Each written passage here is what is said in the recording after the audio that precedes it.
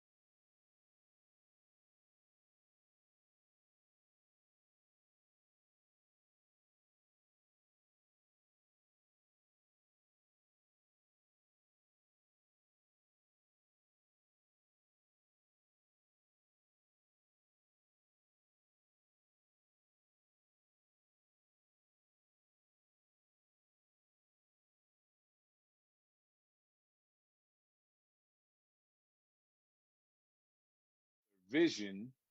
What was the?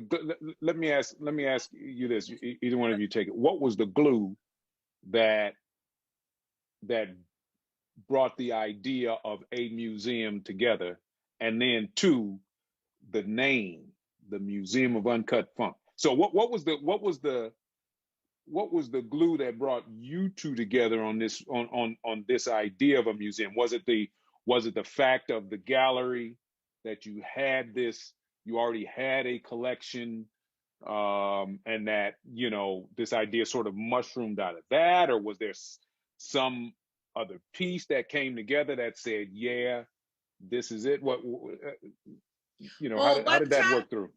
by the time we closed the gallery, and I'll be really brief, Lorene. By the time we closed the gallery, we had a lot of stuff, a Mm-hmm. lot of memorabilia. And in my mind, although I, was actively a part of from the beginning towards the end of the gallery, it just made sense. Well, we could do this again.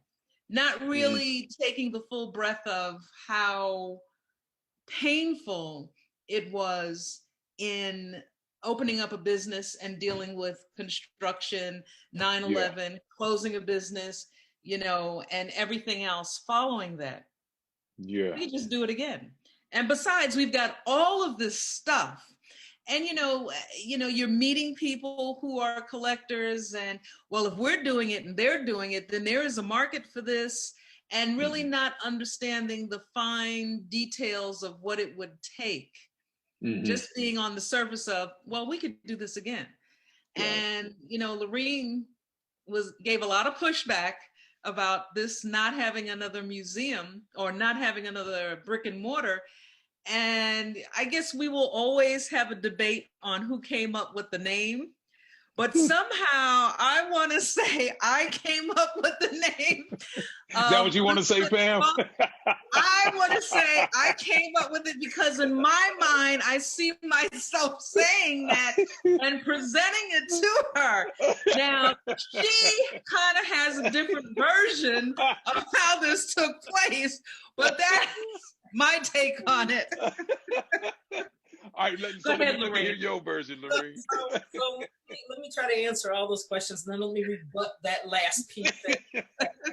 But the glue. I wouldn't say that there's necessarily glue that held it together, or like the one thing that like flipped the switch. It was a process, right? This was an evolution over, and still is a process, an evolution over what's now like 25 years, right?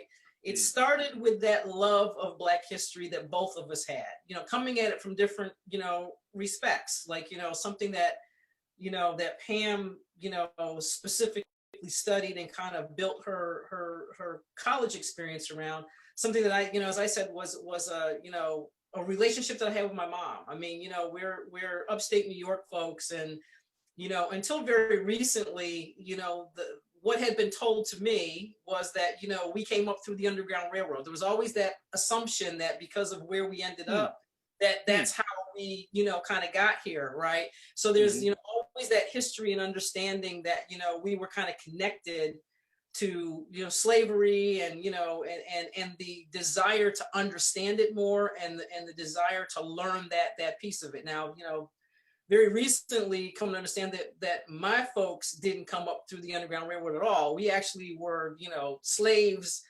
on Long Island that were owned by some guy who was a Declaration of Independence signer. So it, you know, you basically are saying that y'all have been here all the time, kind of thing, in US parlance. My folks have been here, but, you know, but because of where we ended up, we were definitely, you know, married, and, you know, related to people who came up that way. But that was kind of the big thing, because my mom had always, you know, you get these little bits of history that are kind of passed down, and you make assumptions until you have a chance to step back and do the more detailed work. So that was always the fascination, right? So always a love of history, always an understanding of history, a connection to, you know, kind of a part of the country that we lived in. You know, not necessarily, you know, similar to Pam's, where family were coming from South. You know, my family was in upstate New York, but having said that, so I think that's one of the things that was an interest. We were very aware of our Blackness, very much, you know, more on the militant side of things, both of us in our own way.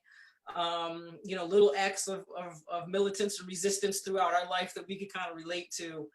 But, you know, the thing that really did kind of kick this off was that question, man. Because, you know, for somebody who values, you know, their Blackness, to hit me with where are the Black cartoons, I was like, damn, I can't answer that question, and that is a challenge. Like, you know, got me on that one, because I had my little Looney Tunes, and I was, you know, because I'm a big cartoon fan. I love Bugs Bunny, all that stuff.